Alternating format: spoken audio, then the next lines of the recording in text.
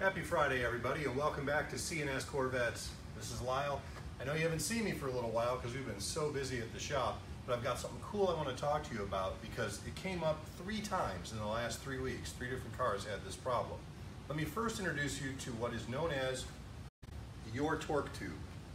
Now, most people do not know what a torque tube is, so I have a picture here. Alan, if you want to come in and get a little closer to this. The torque tube is what runs between your engine and your transmission, and it encases a drive shaft that runs on bearings, so it always runs straight, true, and smooth. Okay, and you can see here, this is the shaft that goes into your engine, and the shaft from your transmission goes in at the bottom.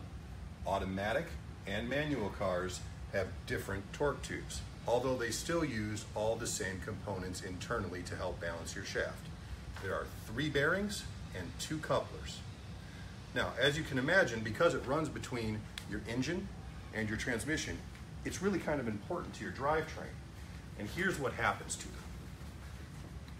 Over time, the bearings and the rubber couplers at each end wear out. What happens then is, instead of spinning smoothly, you start to get oscillation, and it starts to wobble inside that tube. When that's happening, that shaft that's going into the back of your motor starts doing this, and it starts getting your rear main seal sloppy. It can destroy your throwout bearing. It can destroy your guide bearing. Same thing at the back of the engine, where the shaft from the transmission is going into the back of the torque tube. It can also tear up the seals and the front bearing on your transmission with the oscillation, with that vibration, constant vibration. Just to give you an idea, this is one of the bearings that we took out of a customer's torque tube this week, and if you listen, you can hear it rattling. That is because it is completely worn out, and we could actually move the entire shaft of the torque tube, the drive shaft within the torque tube, back and forth. It was moving that much when the customer was driving their car. 3 of these need to be replaced. This is the big rubber coupler that you'll find at either end of that interior shaft. And as you can see, it's very solid, has 6 bolt holes that serious bolts go through and hold it nice and smooth.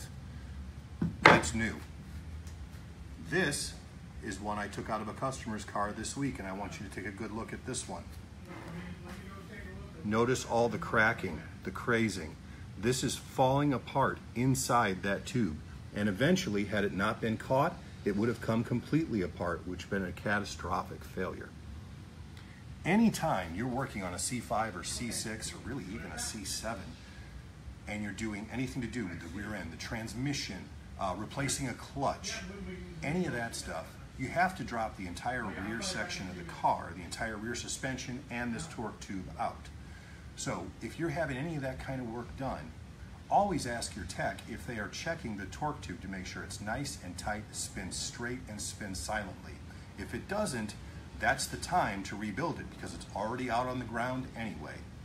The kit to rebuild it, which includes 2 couplers and 3 bearings and a few O-rings for each end, is going to run you about $250.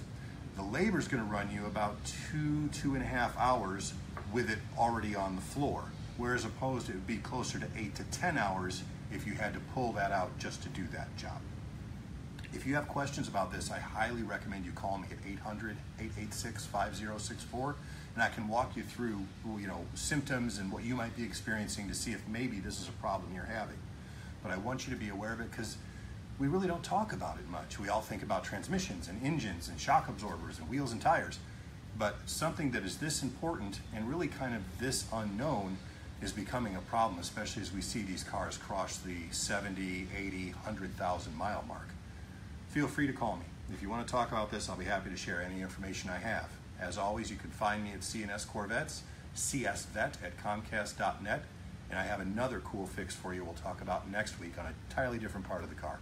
Have a good weekend.